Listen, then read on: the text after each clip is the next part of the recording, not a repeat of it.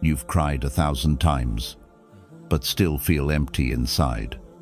What if your tears weren't the problem, but the direction they've been flowing was? This is how to cry to Allah, so the pain finally turns into peace. 1.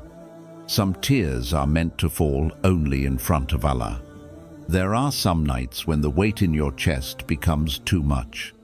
You're holding back tears all day, smiling when you don't feel like smiling, laughing just enough so people don't ask what's wrong, but inside something is aching.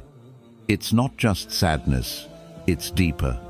It's the kind of pain you can't describe, even if someone gave you all the words in the world. And the truth is, you don't want to explain it anymore, because most people just listen with their ears, not their hearts. They try to fix it, or worse, they minimize it. They say things like, just be patient, or it's not that bad, or others have it worse.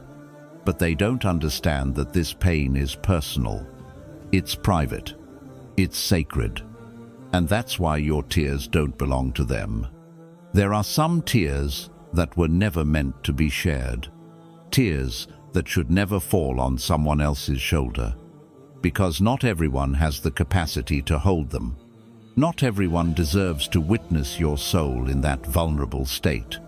Some tears are meant to fall only in front of Allah, in the quiet of the night, when everyone else is asleep, when the lights are off, the room is still, and it's just you and your Lord. You might be kneeling, you might be lying down, you might be sitting with your hands in your lap, staring at the floor, or maybe you've just fallen into sujood, face pressed against the ground, because you don't know where else to go. And that's the most honest moment you'll ever experience. Not because you're saying anything poetic, not because you're quoting verses or hadith, but because you've finally stopped pretending, because you've finally reached the part of your soul that knows no one else can help you but Him. It's in that moment, when your chest is tight, your heart is trembling, and your eyes are spilling everything your voice couldn't say, that you're the closest you've ever been to Him. You don't need a microphone to cry to Allah. You don't need a perfect dua. You don't even need to speak, because Allah listens to what's behind the words. He hears the silence between your sobs. He sees the exact moment when your heart breaks, even if your face stays calm in front of others. Sometimes the most sincere prayers are the ones that only come out as tears, and those are the prayers that shake the skies. Don't feel ashamed if you've been crying lately. Don't feel like your sadness is a weakness. In the sight of the world, maybe it looks like a breakdown, but in the sight of Allah, it might be your opening. You're not falling apart. You're falling into place, right where you were always meant to be, at His door. You don't need to impress Him. You don't need to hide your pain from Him. He already knows every wound in your soul, every scar you don't talk about, every fear you've buried, every hope you still secretly carry. He knows, and He's not tired of you. He doesn't get annoyed when you come back to Him over and over again, even with the same pain you brought last time, because He is Ar-Rahim, the most merciful, and His mercy doesn't run out just because yours did. When people get tired of hearing your pain, He doesn't. When people say, you're too sensitive, He says, bring it to me. When people say, you need to move on, He gives you the time to heal in His presence, slowly, gently, with love. That's the beauty of crying to Allah. You can cry without explaining yourself. You can cry without worrying about being judged. You can cry without being interrupted. And you can cry knowing that every tear is seen, valued, and answered in ways you may never understand in this life. Every tear that falls in sujood is counted. Every sob you whisper into your pillow is recorded. Every moment you feel like breaking is actually a moment where Allah is holding you together in ways you can't see yet. So don't run from the pain. Don't numb it. Don't silence it just to make others comfortable. Let it guide you to the only one who never asks you to be anyone other than who you really are. Let the tears fall where they matter most. In the middle of the night, in the stillness of Sujood, when your heart is raw and real, because that's not just crying, that's worship, that's healing, that's you. Finally being seen by the one who knows how to make peace grow from pain. And when it's just you and Allah, in that quiet, tear-filled space, you'll realize something. You never needed anyone else to understand. You just needed to let it out in the right place, in the right direction, toward the only one who listens with full mercy and never lets your tears go to waste. That's not weakness. That's the beginning of healing. That's how your pain finally turns into peace. 2. If you've been crying but still feel empty, you're crying to the wrong door. You've cried so many times, in your room, on your prayer mat, in the middle of the night when no one could hear you. You've wiped your tears quickly before anyone noticed. You've smiled through the ache so they wouldn't ask questions. You've held it together during the day and broken quietly at night. But even after all of that, you still feel empty, as if the crying didn't work, as if Allah didn't hear you, as if something's missing, but you can't figure out what. You keep crying, but the pain doesn't seem to leave. The tears come easier, but the peace doesn't. You beg. You whisper du'as. You break down again and again. And still, you wake up with the same heaviness. You wonder if something is wrong with you, if maybe your dua isn't good enough, if your tears aren't sincere enough, if your faith is broken. But maybe it's not that you're broken, it's that your heart has been knocking on the wrong door, pouring everything out, but not directing it toward the one who actually holds the key. Sometimes we cry because we're overwhelmed, not because we've surrendered. We cry because we're tired of life, not because we trust the one who gave us life. We cry from panic, not from peace, from fear, not from faith. And that's the difference. You can cry oceans of tears, but if they're not falling in the right direction, they won't bring you the healing your soul is searching for. You see, there's a kind of crying that empties you, and there's a kind of crying that fills you. One drains your heart, the other cleans it. One is from desperation in the dark, the other is from surrender in the light. It's not about how much you cry, it's about where those tears are going. Are they just falling into your pillow, or are they rising to the skies? Are you crying just to release pain, or are you crying to return your heart to its creator? Because when you cry to people, they might listen, but they can't carry it. They might comfort you, but they can't fix what's inside you. Even when they love you, they're limited. They only see your expression, not your soul. But when you cry to Allah, even in silence, He receives it all. The pain, the words you can't form, the wounds you don't know how to explain, the memories that haunt you, the heartbreaks you tried to bury. He sees them, and He doesn't need you to perform. You don't have to cry in perfect dua. You don't have to sound holy. You just have to be real. You just have to mean it when you say, "Ya Allah, I don't know what to do anymore." That's enough. That broken whisper is a mountain of faith, because it means you're done depending on yourself, and you're finally handing it over to Him. Maybe the reason you've been feeling emptier after crying is because you've been stopping halfway. You've been crying, but not trusting. You've been breaking down, but not handing it over. You've been venting to Allah, but not surrendering to Him. That's why the pain remains, because you're still holding it in your chest, still trying to carry it while asking Him for help, still keeping one hand on it, while saying, "Take it, Ya Allah." You can't heal while holding on to what's hurting you. You can't be carried if you won't let go. True crying isn't just tears, it's trust. It's not how loud you sob, it's how deep you fall into His mercy. You'll know the difference the moment your tears stop feeling heavy and start feeling safe. Because when you cry to Allah with real surrender, you start to feel held.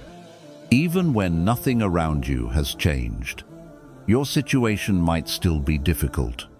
Your trial might still be going, but your heart suddenly feels like it can breathe again. That's the crying that heals. That's the crying that works. That's the crying that doesn't just release the sadness. It reintroduces you to your Rabb, and He never leaves someone empty who comes to Him with a full heart and wet eyes. He never turns away a soul that has fallen in sujood with no words left. He never ignores the one who calls His name when no one else answers. So the next time you cry, ask yourself quietly, where am I sending these tears? Who am I placing this pain in front of? Am I venting just to feel heard? Or am I surrendering to finally be healed? Because when you cry in the right direction, even one tear can bring more peace than 1,000 long prayers said with a distracted heart. One sincere tear can open a door that was locked for years.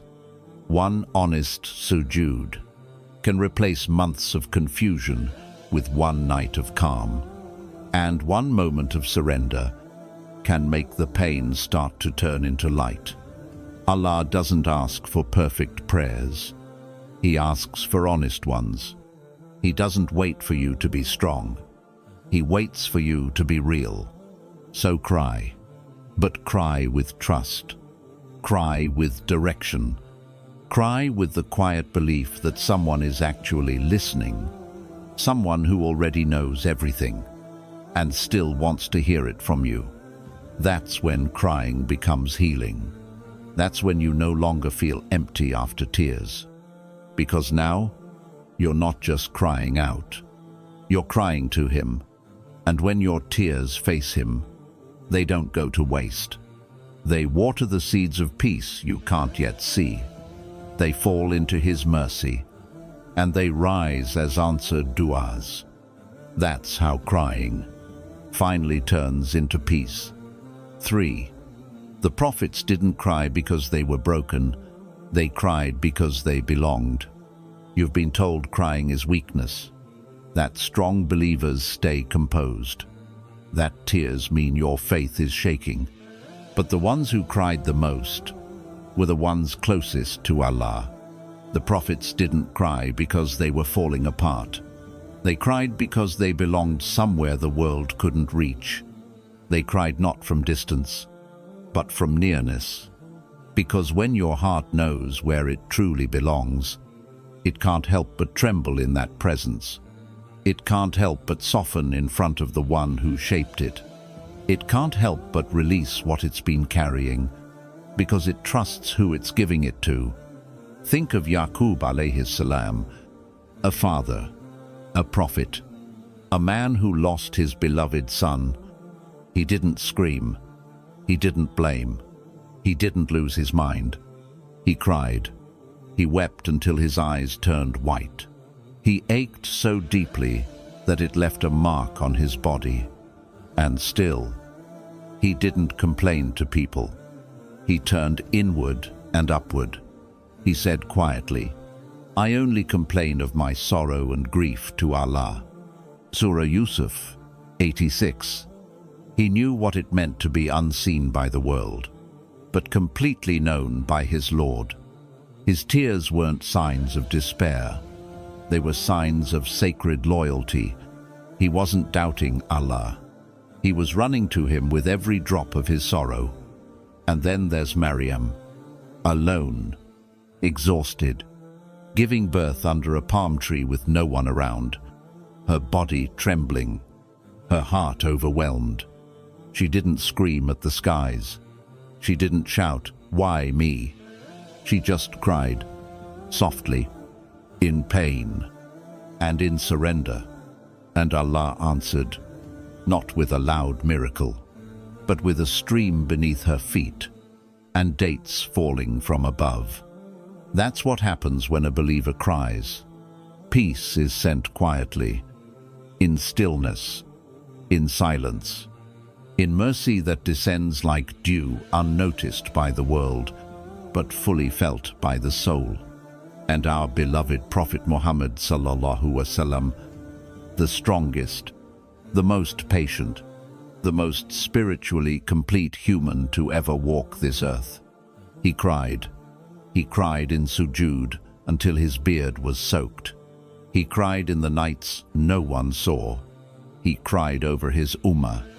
He cried for you. Yes, you. He cried from a place of such deep love for Allah that his heart couldn't stay still, because the closer he got to his Rabb, the more his soul melted. This is not weakness. This is not a breakdown. This is the peak of faith. When a heart becomes so pure, so full of sincerity, so stripped of ego, so overwhelmed by love and awe, that it can't help but weep. The prophets didn't cry because they were lost. They cried because they were home. They were not broken. They were soft. And in Islam, softness is not shameful. It is sacred. Their tears were not a lack of Iman. Their tears were Iman. You see, the world teaches you to hide your tears, to pretend you're strong, to harden your heart so you can survive.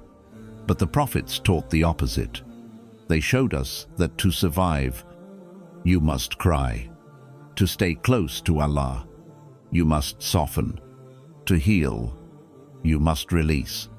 Because crying is not weakness. It is worship.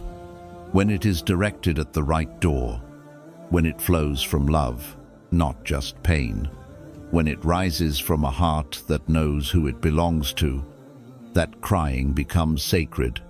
It becomes like prayer, like tasbih made of tears, like a brokenness that polishes the soul instead of crushing it.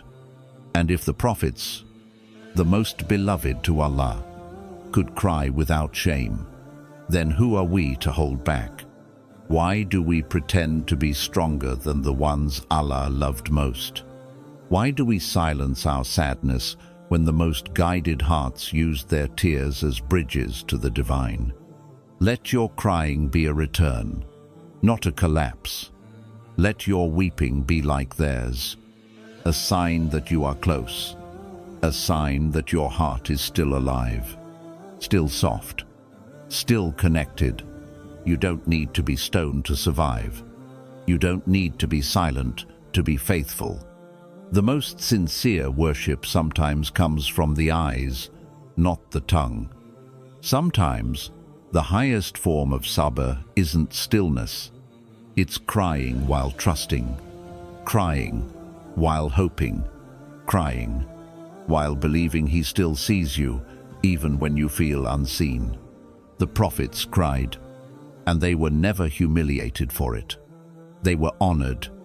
And when you cry like them, you are not falling apart. You are being wrapped in a mercy that this world can't give you. So don't be ashamed if your heart has been weeping lately.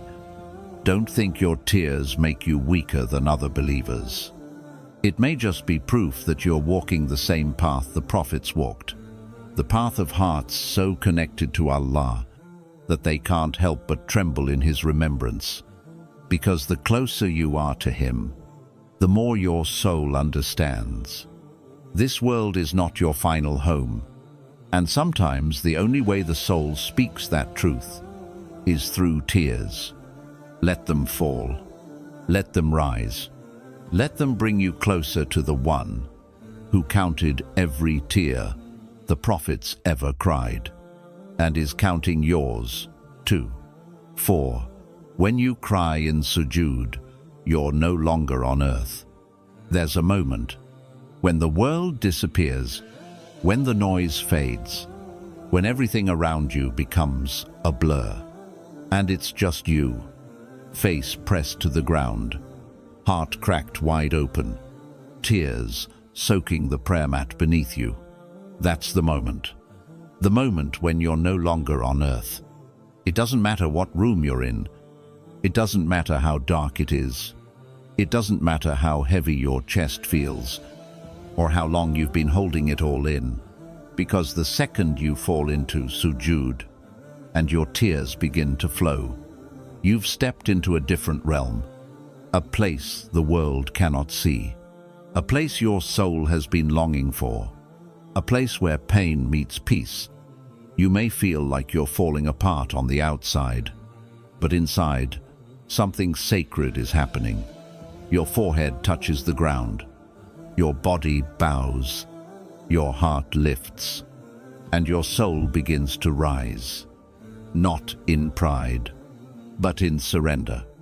Sujood is the one position where the body is at its lowest, but the soul is at its highest. You could be crying over heartbreak, over loss, over guilt, over fear, or maybe you don't even know why you're crying. You just feel something breaking, something melting, something finally softening after being numb for so long. And Allah sees that. Every tear, every breath, every silent sob buried inside the pause between two words. Because sujood isn't just movement, it's a message, it's a return. It's you telling Allah, I don't have the strength to carry this anymore, so I'm handing it to you.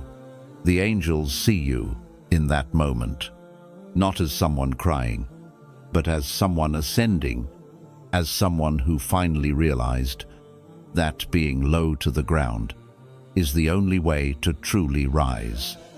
And if you could see the unseen, if you could hear what happens when your forehead touches the floor, you'd never want to lift your head again.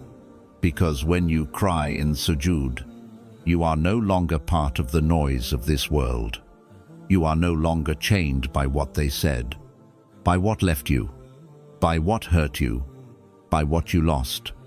In sujood, you are only defined by who you are to Him, not by your mistakes, not by your past, not by your weakness.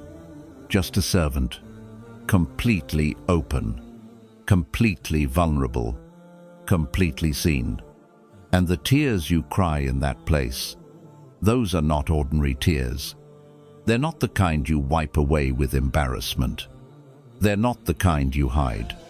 They're the kind that wash your soul, the kind that rewrite your story, the kind that shake the gates of heaven and echo in the places the dunya can't touch. Because your sujood is not silent. Even when you say nothing, your soul is speaking volumes. Your heart is submitting in a language only Allah understands, and He never misses a single word of it. You might whisper your pain, or you might say nothing at all, but sujood hears it, and Allah answers it. Sometimes the reply doesn't come in words. It comes in calm, in sudden clarity, in a shift inside your chest that you can't explain.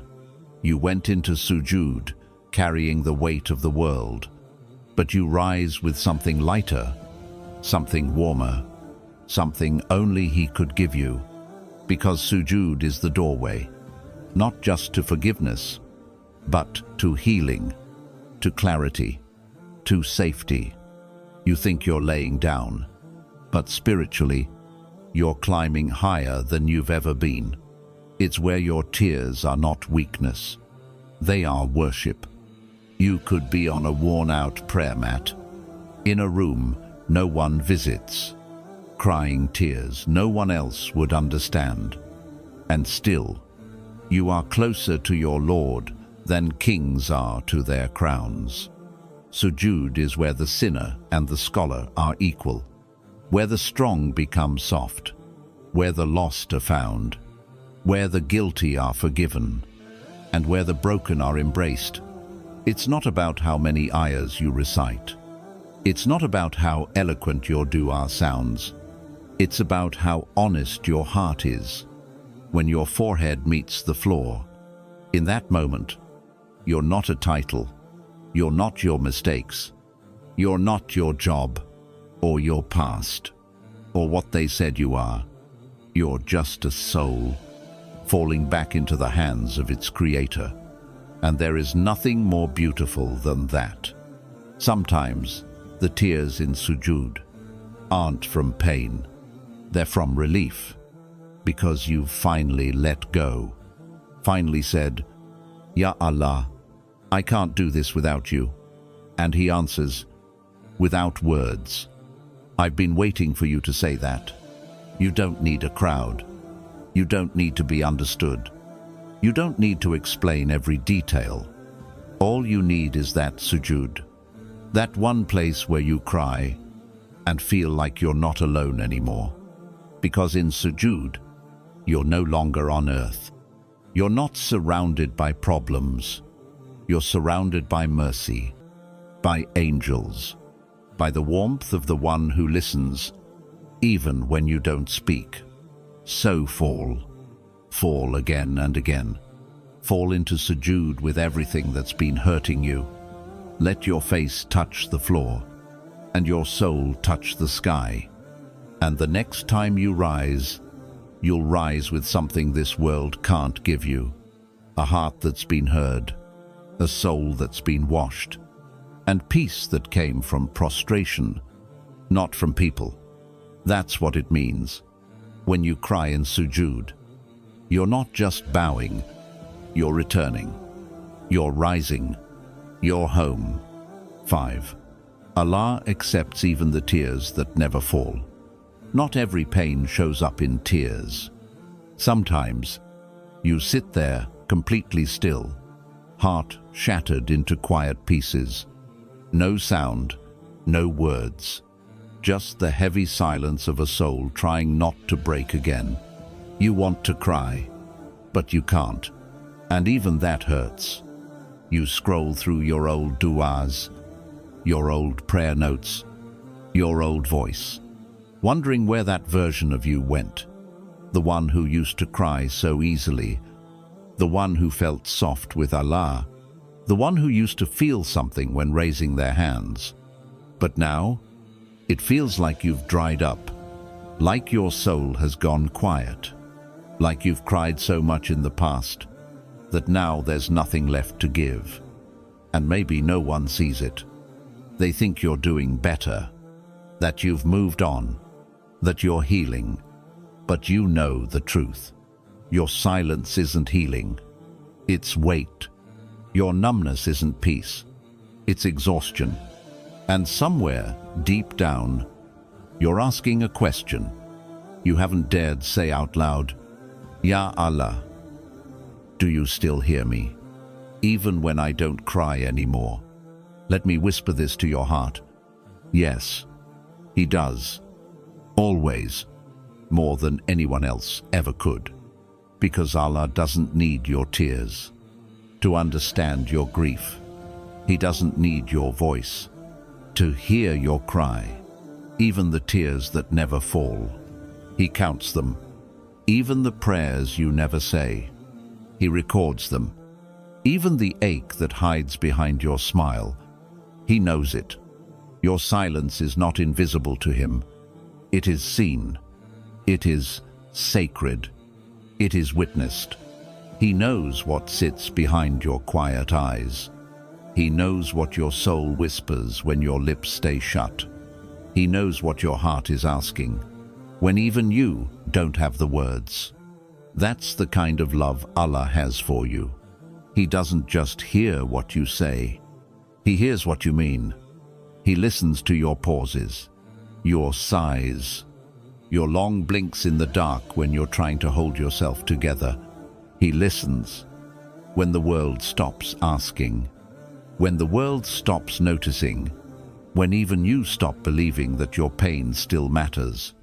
Because you are not forgotten, not by the one who never leaves, not by the one who stays close to the broken, not by the one who said, "Indeed I am near." Surah Al-Baqarah 2:186. He is near, even when your voice is not, even when your eyes stay dry, even when you feel like you've got nothing left to give. You're not being ignored. You're being understood in the most complete way possible. Sometimes the most sincere dua is the one that never leaves your mouth. It stays trapped in your chest, swimming in emotions you can't name.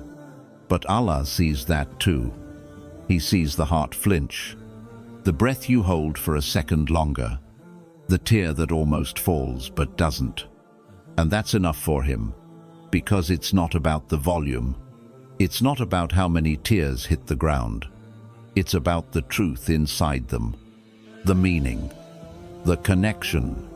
And sometimes Allah loves the ones who hold it all in, just as much as He loves the ones who cry freely. Sometimes your silence isn't a distance. It's a different kind of closeness, a silent trust, a quiet bond. You don't always need to fall apart to be seen. You just need to turn your heart His way, even if nothing comes out of your mouth, even if all you can say is, "Ya Allah, I don't know what to say." That is a dua. That is a cry. That is a sacred call from the soul. And your Lord never leaves that unanswered. He sees your efforts. He knows how tired you are.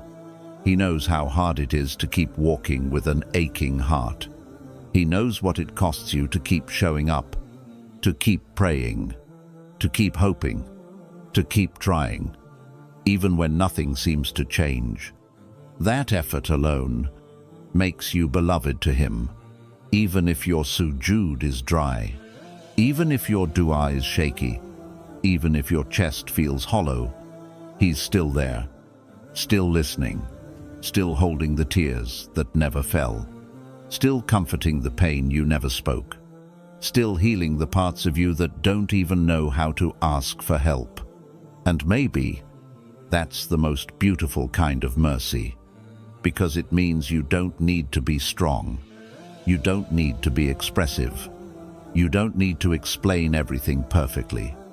You just need to turn toward Him with whatever is left of you, even if it's messy, even if it's small, even if it's silent. He takes it. He holds it. He heals it. Not all wounds bleed. Not all pain comes out in tears. But all pain is seen. All pain is known. All pain can be carried when it's handed over to the one who never gets tired of you. So the next time you sit in silence and feel that heavy ache in your chest, don't assume you're doing something wrong. Maybe you're not broken. Maybe you're just being seen in a way no one else could ever see you. Maybe the tears that didn't fall were still heard. Maybe your quiet pain was still a conversation. And maybe your silence was still a form of worship.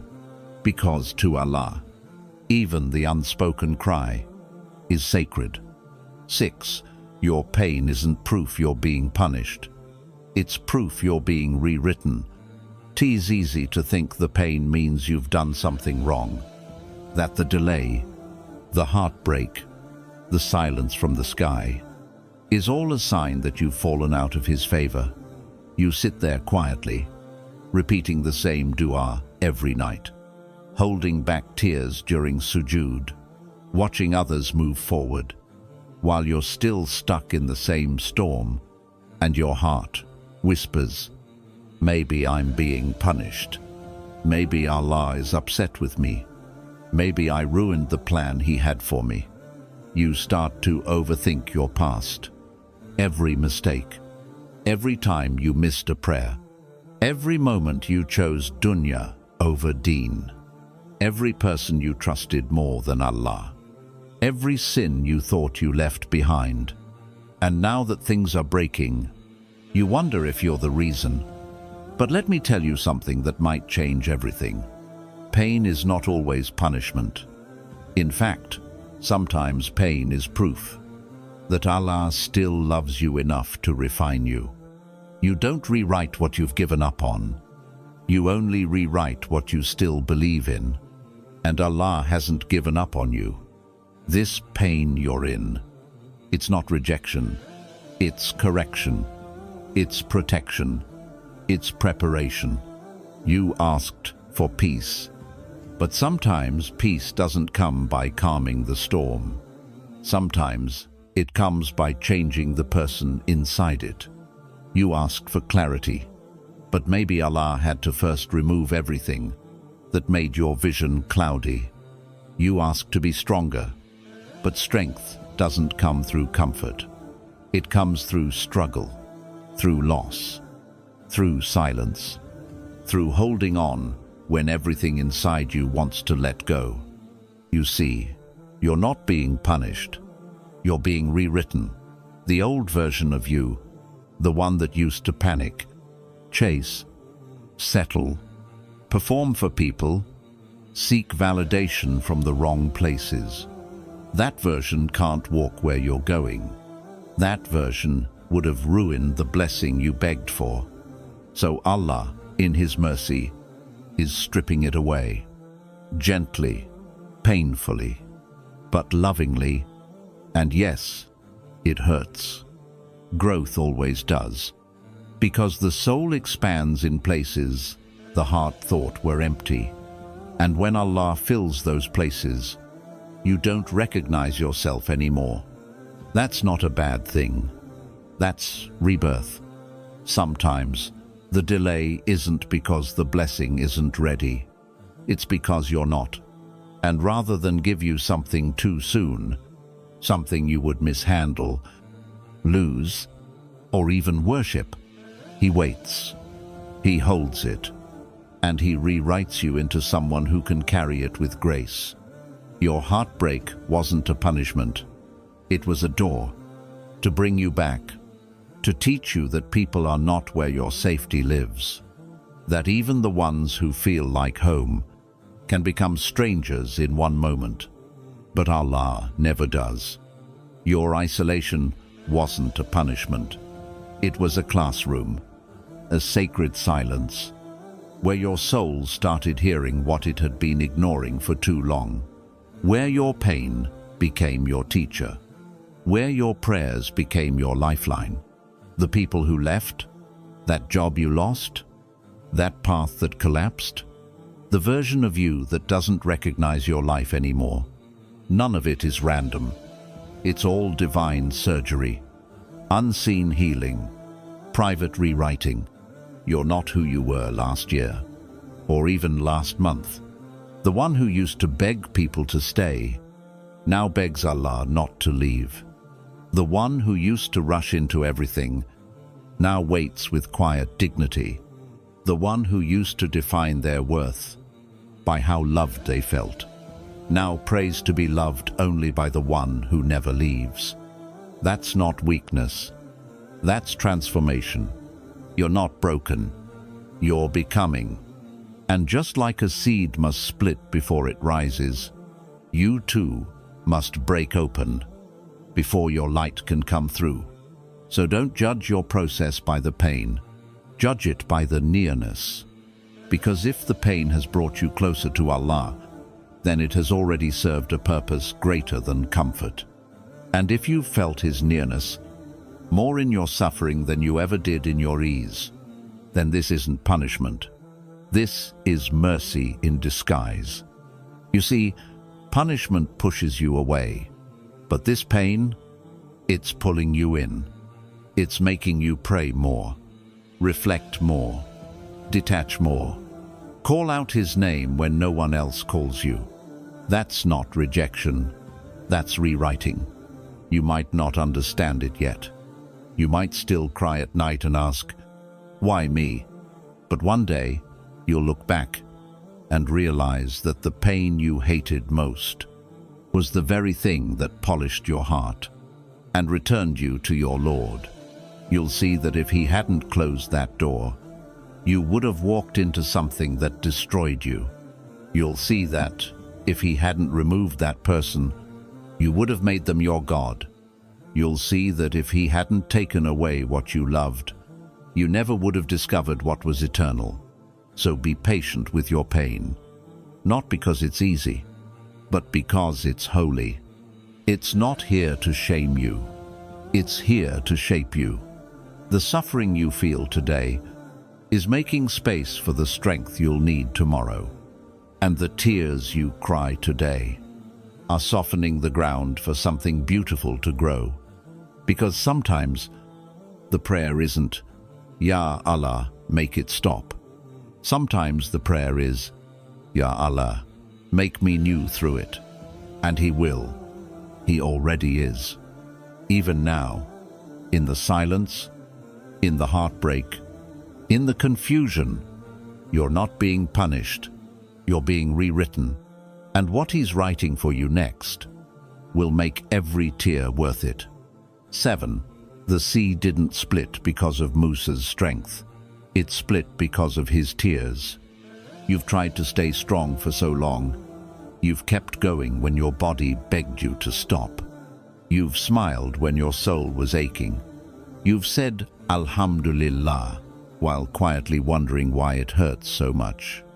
People see you standing, but they don't see what it took to stand. And some nights, you break. You collapse into sujood or stare at the ceiling with eyes that burn. You whisper a shaky, Ya Allah. And the rest of the sentence never comes. Because how do you explain a storm when you don't even know where it started?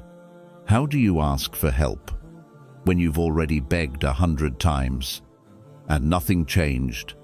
You start to think you're not strong enough, that maybe if your faith was better, you'd feel peace by now.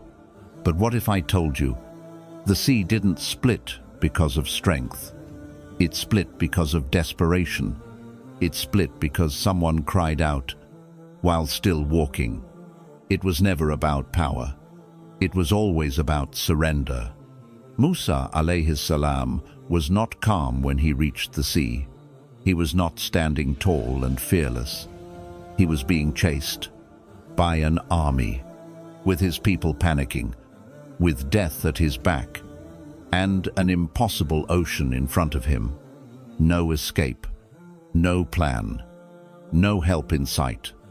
And still, he kept walking. And when his people cried out in fear, Musa, we're going to be overtaken, he didn't shout back in confidence. He didn't lift his staff and say, watch what I'll do. He just turned to Allah and said, my Lord is with me. He will guide me. Surah Ash, Shuara 26, 62. That's it. He didn't ask how. He didn't ask when. He didn't demand a sign. He just believed. But do you think he didn't cry? Do you think his heart wasn't pounding? That his body wasn't exhausted?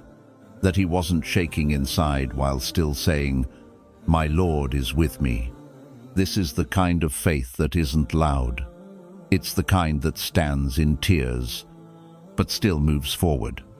And then, only then, when Musa alayhi salam reached the end, when there was no way left, no options, no more plans to make, that's when Allah split the sea. Not earlier, not when it would have felt easier, not when there was still a chance for escape, only at the very edge, when surrender was complete, when hope lived not in outcomes, but in trust. That's what split the sea. And you're at your sea too, aren't you? You've tried everything. You've asked for help. You've done your best. You've stayed patient longer than you thought possible. And still, you're standing at the edge, with something chasing you, with something threatening to drown you, with people behind you who don't understand, with fear in your throat and prayers on your lips. Let me tell you something you might not have heard enough. You are not failing because it's hard. You are not weak because you're crying. You are not being punished because it hasn't worked yet. You are Musa at the sea. And what looks like the end is where Allah begins. It's not your strength that will open the next chapter. It's your tears.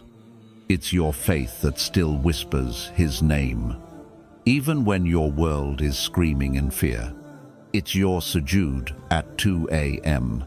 when no one sees you. It's your tongue still saying, Ya Rab, even when your heart doesn't know how much longer it can go. That's what split sees. Not perfection, not confidence, not control, just a heart that stays, even when it's scared.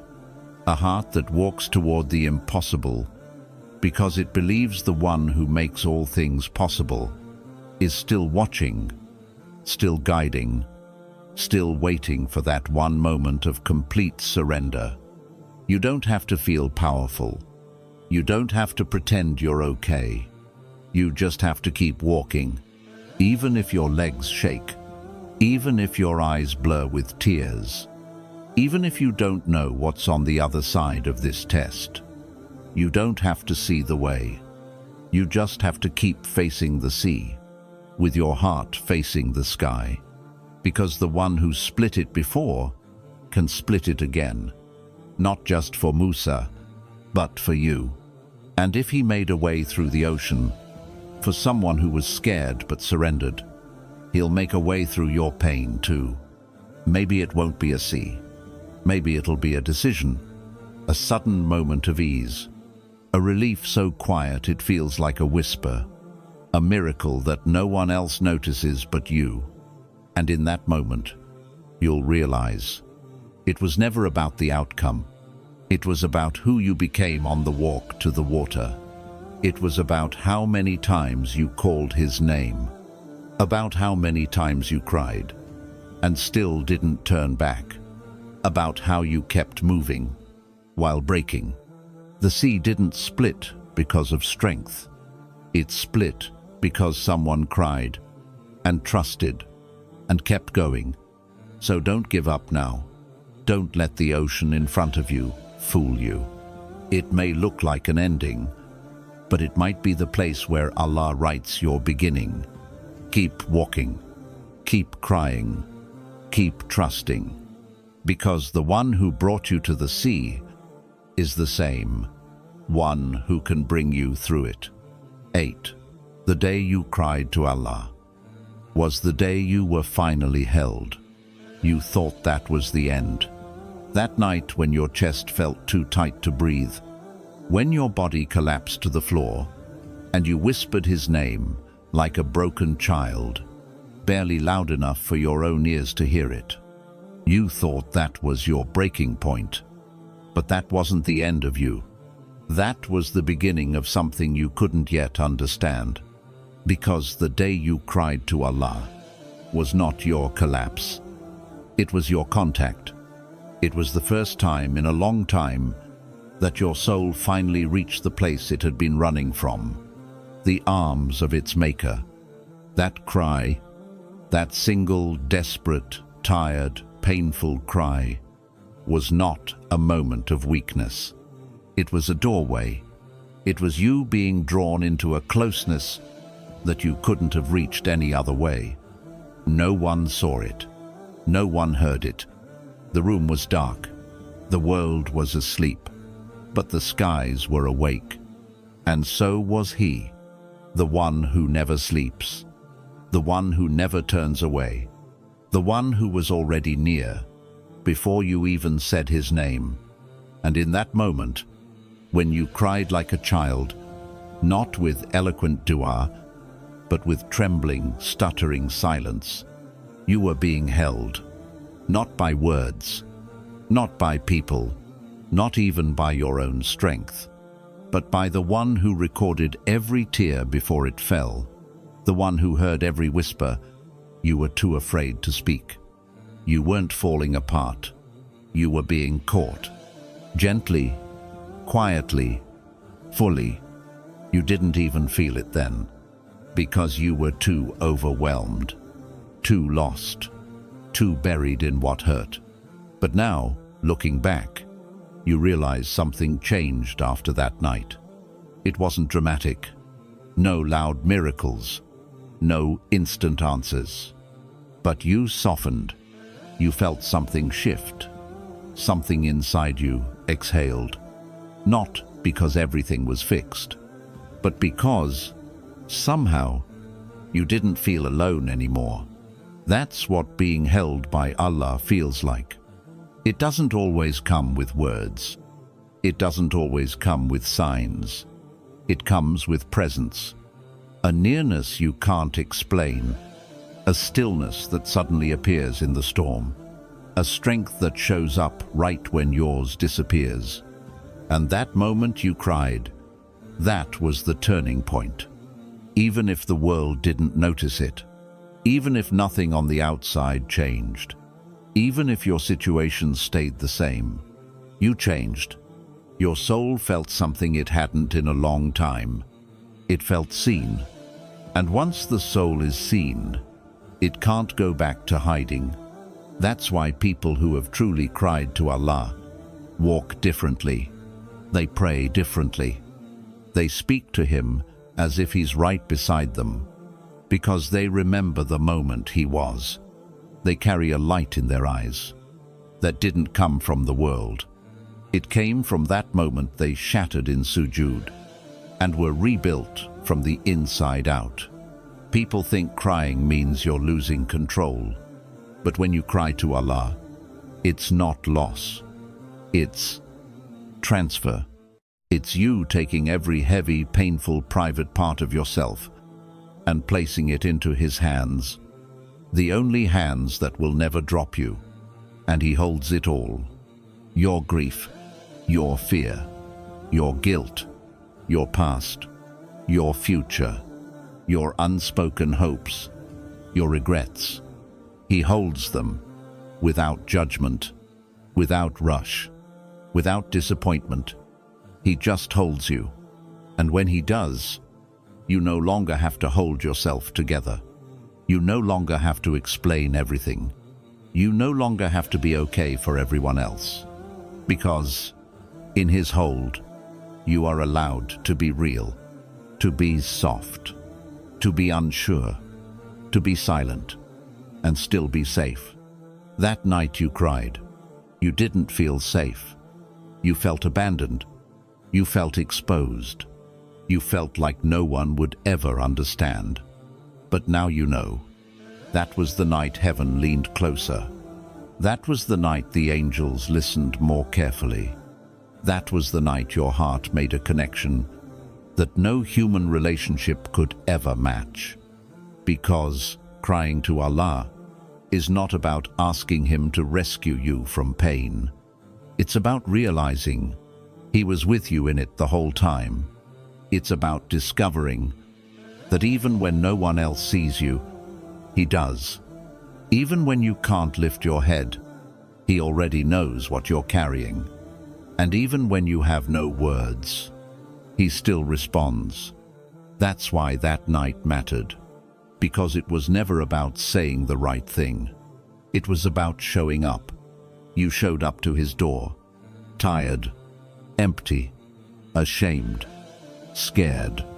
And He didn't turn you away. He didn't need you to be perfect. He just needed you to come. And you did. And that's why things are changing now. Even if you can't see it yet. Because that one night you cried opened a door that only tears could unlock. It wasn't your breakdown. It was your beginning. And from that moment on, even when things still hurt, They hurt differently, because now you know you're not carrying it alone. You're being carried, quietly, tenderly, lovingly, by the one who knew you'd fall to the ground that night, just so he could finally hold you. And you never needed more than that. The day you cried to Allah wasn't your breakdown, it was your return. That tear was a key, and what it unlocked wasn't just peace, it was nearness. You thought no one heard you that night, but the sky was listening, the angels were listening, your Lord was listening. And even now, even here, even in this moment, He still is.